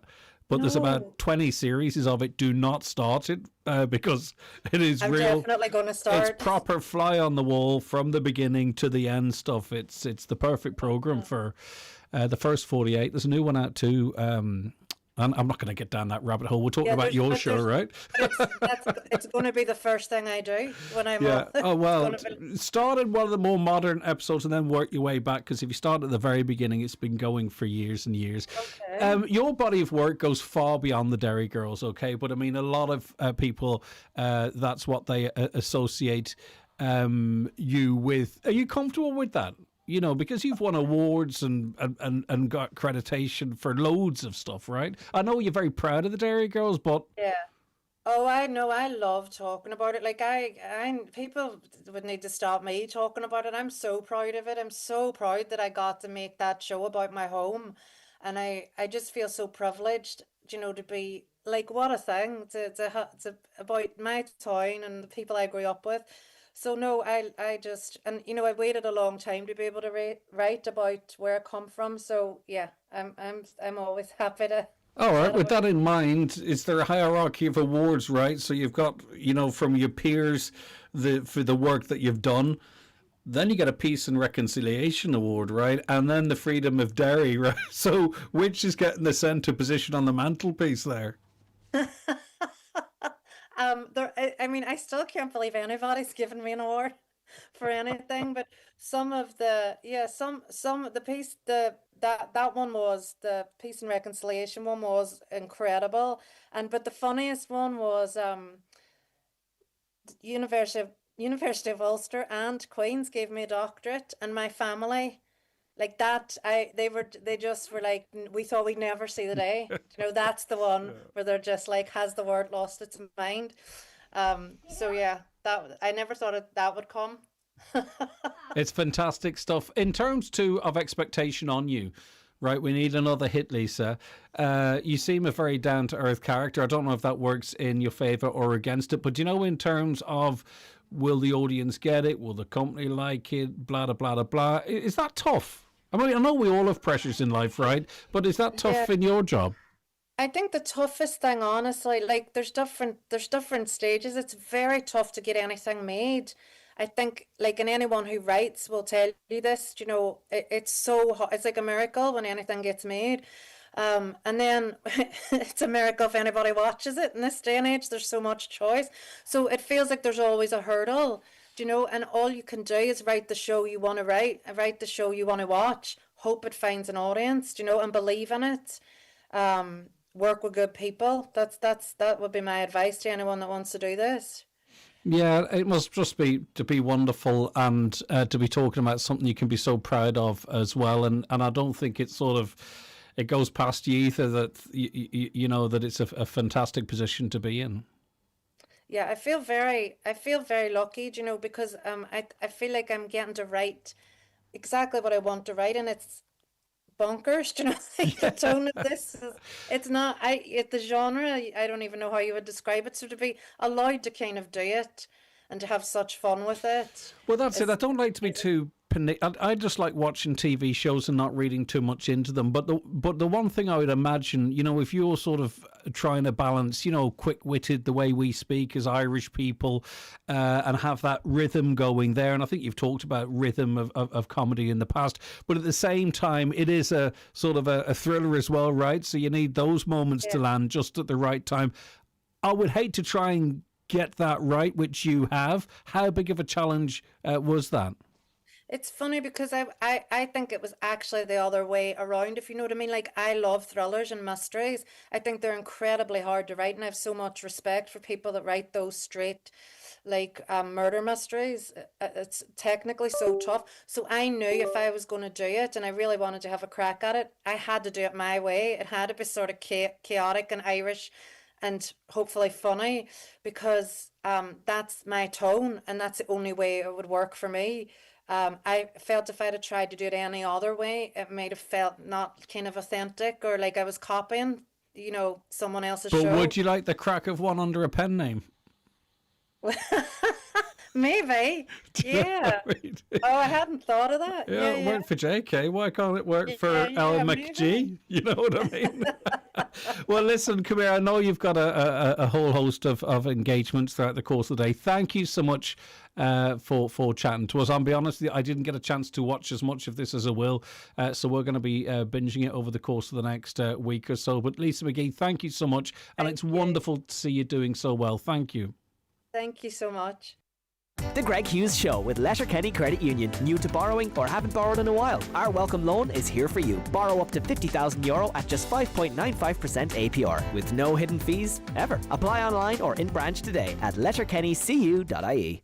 Discover the Wyatt Hotel's hot deal this March. Treat yourself to some midweek magic at the Wyatt Hotel in the heart of Westport. From just €219 per person sharing, grab a cosy 3-night break, including breakfast and dinner on 2 evenings. Available on midweek dates throughout March. Book now by calling the Wyatt Hotel on 098 25027 or log on to wyatthotel.com. the Wyatt Hotel, where Westport magic awaits. Don't miss out. At Super Value this week, fresh Irish sirloin steak now half price. With real rewards until Sunday, mix and match medium-sized Easter eggs 4 for €5. And lowest price guaranteed on selected beer cans like Guinness from $13.26. Also, check your rewards app for vouchers. Super Value. Still super, now better value. Please drink responsibly. DRS applies. That's the Clear Mobile parrot. He knows a good thing when he hears it, because it's only $12.99. Yes, only $12.99 for unlimited 5G data and calls. Yes, there are texts, and that's why he's our top salesperson at Parrot. $12.99. Clear Mobile. Keep it clear. Powered by Vodafone. $12.99. Activation fee €12.99. 23 gigabytes UK and EU roaming data. For terms, see clearmobile.ie. If that tickle in your throat has turned into a nasty cough, or if you're just feeling a bit under the weather, at McGee's Chemist we understand. From the right cough bottle to pain relief or throat lozenges, we've everything you'll need to get you back on your feet. Our pharmacists and experienced staff are always ready to offer advice and help you find the right solutions. Don't suffer in silence. Visit McGee's Chemist today. McGee's Chemist, Main Street, Letterkenny, for healthcare help and advice you can always trust. Hi folks, David James here. We are down to our last 50 places for our trip to Trim this October 4th to 6th. Staying in the beautiful Knightsbrook Hotel in Trim for 2 nights with dinner, bed and breakfast plus all your entertainment. Joining us we have Shuni Cramsey, Robert Mazzell, Olivia Douglas, John Hogan, Sinead Black and lots more. Book your place today on highlandradio.com or by calling us on 074 91 25,000. And as usual, let us look after the rest. But hurry, there's only 50 places remaining.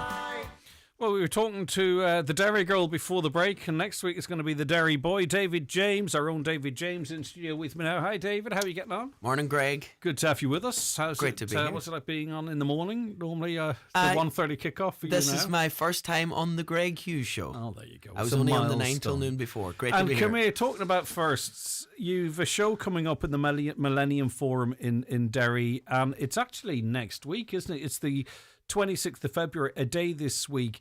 This is a big deal. I mean, it's an iconic venue. It's on, I think, most performers' wish list to go. But to have your own show there, how significant is it for you? Yeah, it's massive significance. I grew up spending an awful lot of time around Derry and going to the Millennium to watch so many of the greats. And I remember looking up on the stage and thinking, I would just love to have my own show here. But I honestly thought that it was something that was really out of reach, and I never ever thought that I'd get the opportunity to have my own show there. So it's going to be a very special night, and one that I'm really looking forward to be honest. At this stage of your career, is it excitement? Is it nerves? Is it a combination of both? It's a mixture of both. I would be lying if I said I wasn't nervous about it, but I think nerves are important too. It gets you up for it, but hopefully, once I get onto the stage, I'll just be able to enjoy the experience. And have you, I presume maybe you do for all shows, but are you go with a particular theme or a particular set list, given the setting and the importance of this for you? Well, a lot of people would be used to seeing us in a dance scenario, and the set list for this concert is quite different to that.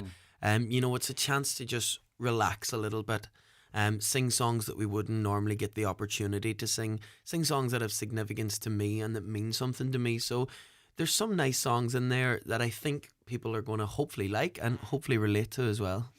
Yeah, and it's much more focus on you in this setting, isn't it? Because in a dance, right? I mean, the focus is on the music, but people are dancing, and this is people in a horseshoe shape, effectively looking at you and your band. So it's a great opportunity to showcase, but I think it brings just an extra bit of focus onto your performance and your band's performance as well. Absolutely. We did our first concert there in the Ardoin Theatre at the end of January, and we were in rehearsing during the day and everything was great, and came out then, and once the lights went on and I seen all the people, and instead of dancing around, they were just staring at me. It was slightly daunting for the first little while, but thankfully that show was very successful. It sold out, so it set us up nicely for Derry. Yeah, and ironically, given the scale of the Millennium Forum, but also giving it set up on the type of show, this is going to be an intimate thing. This is very much a connection between you and the audience as well. Mhm. As I say, in a different, might be more intimate way than you might see just in the regular shows.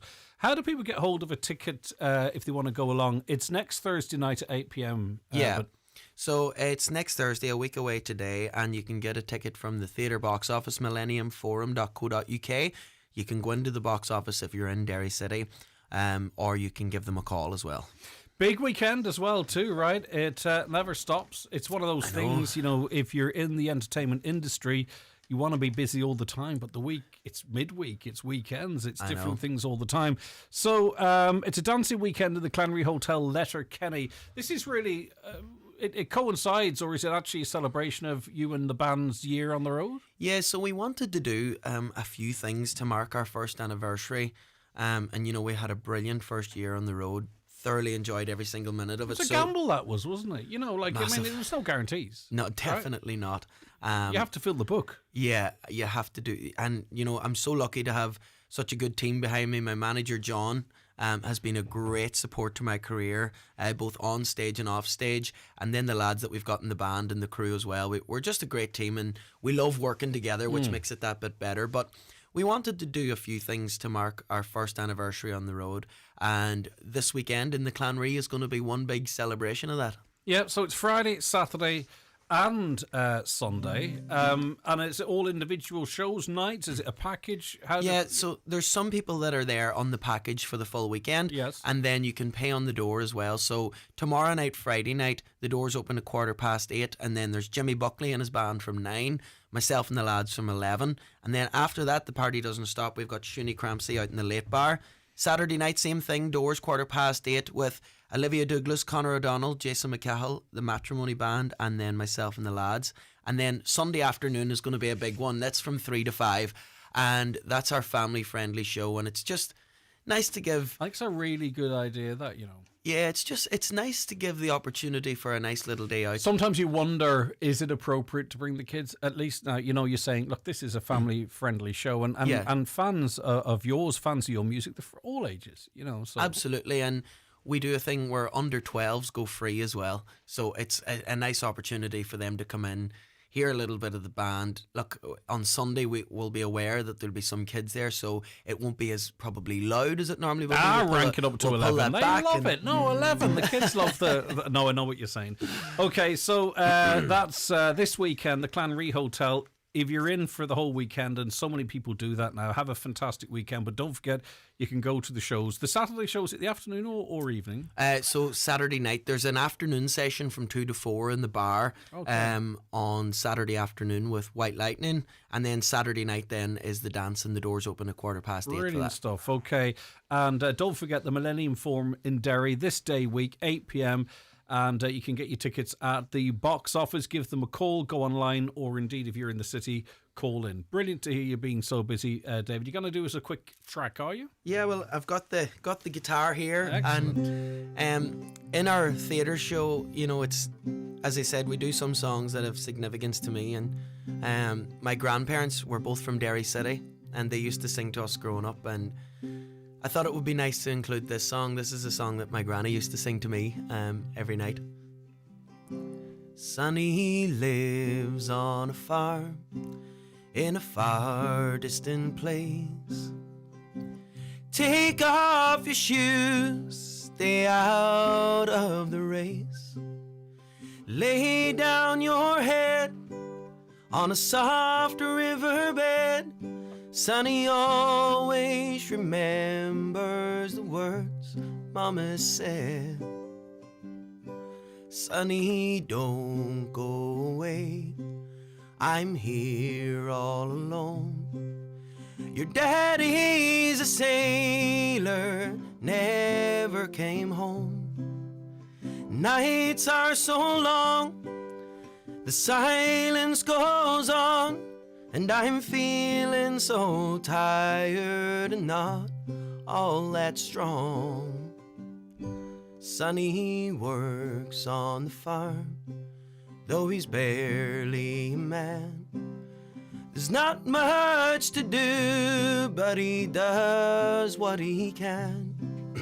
He sits by his window in his room by the stairs, watching the waves drifting soft on the pier. You gonna sing it with me, Greg? Sonny, don't go away. Go on. It's here all alone.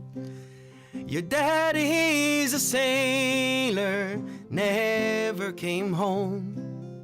Nights are so long, the silence goes on, and I'm feeling so tired and not all that strong.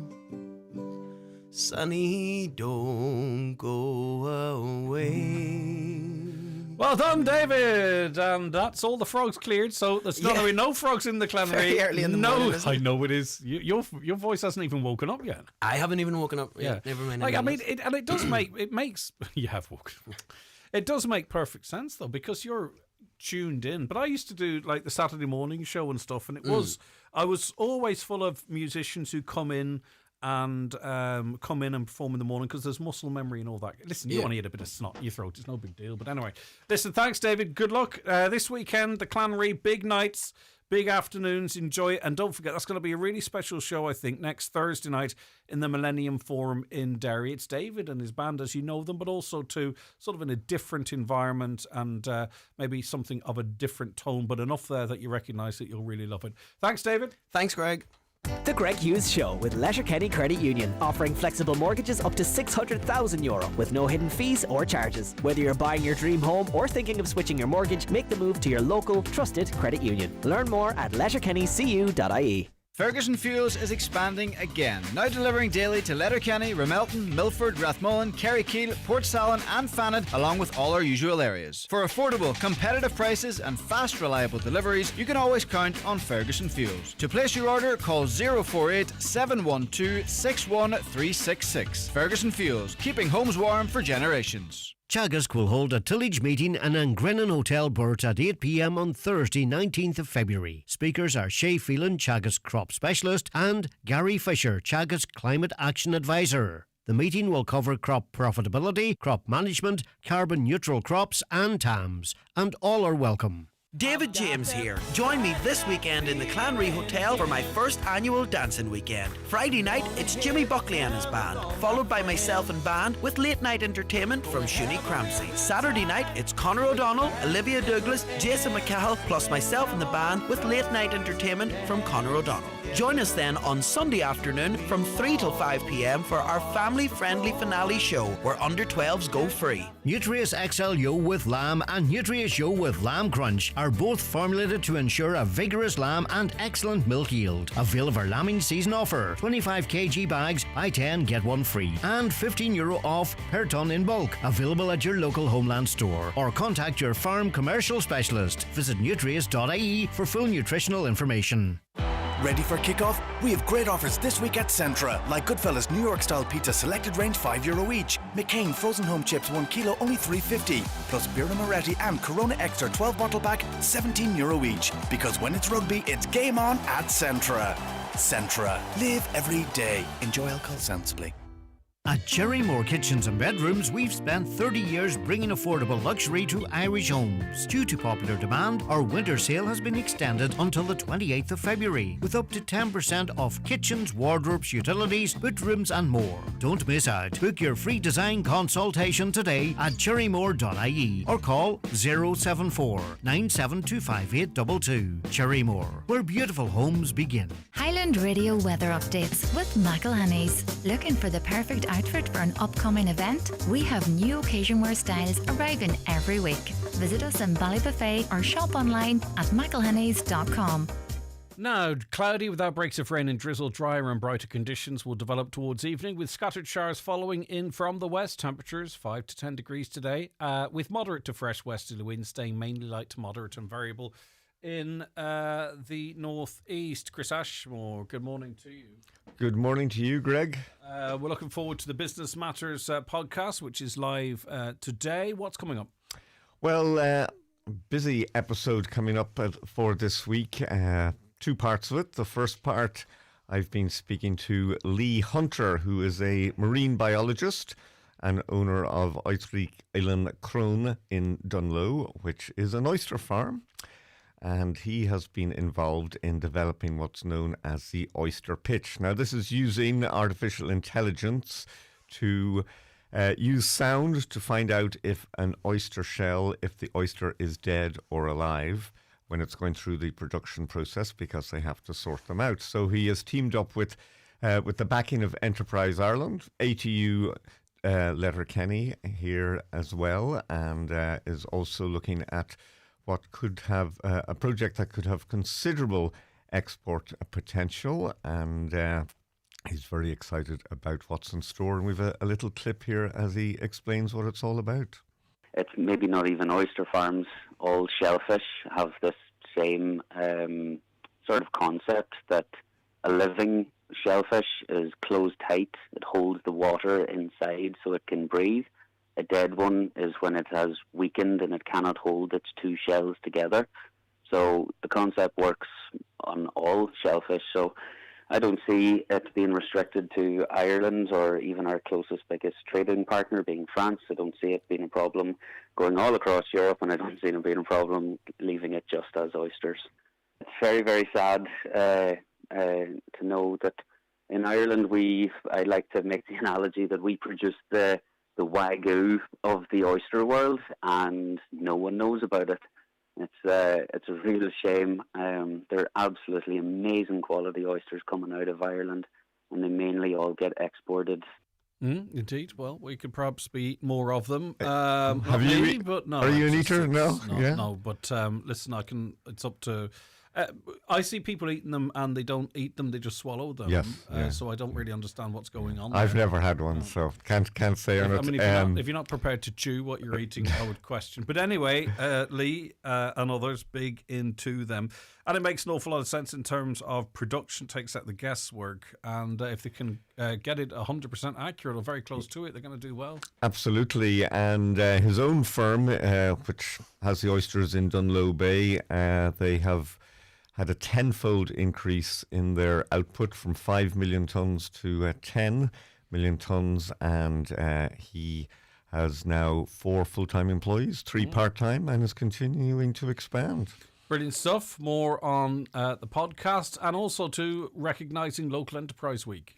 Now, Local Enterprise Week, this is an annual event. It runs from March the 2nd to the 6th, so a little bit of advance notice on this. The launch took place last Friday of their brochure, which highlights many of the things that are taking part. All the events are free. They're scattered throughout the county.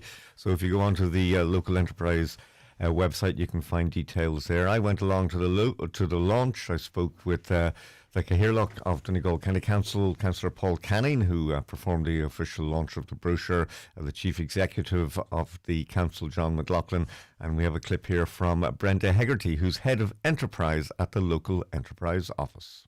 Micro and small businesses are so important in Donegal and right across the county, from north to south, east to west. Every small community is dependent on small businesses. So this is a great opportunity to shine the light on the importance of the small businesses and then give them an opportunity to come out, maybe lift the head, opportunity to network with all our like-minded businesses, but also to hear from experts and come away with maybe some new ideas that they could implement, or indeed connect with different agencies and see what supports are out there, whether that's training and education, whether it's through grant or mentoring support through the Local Enterprise Office. So there's a wide range of agencies, and Local Enterprise Week is the ideal opportunity for businesses to hear what supports are there, to connect with all our business people and to learn and transfer that learning back into their businesses. Okay, this week's podcast, the Business Matters podcast from Highland Radio, going live for you very shortly, available for you to listen to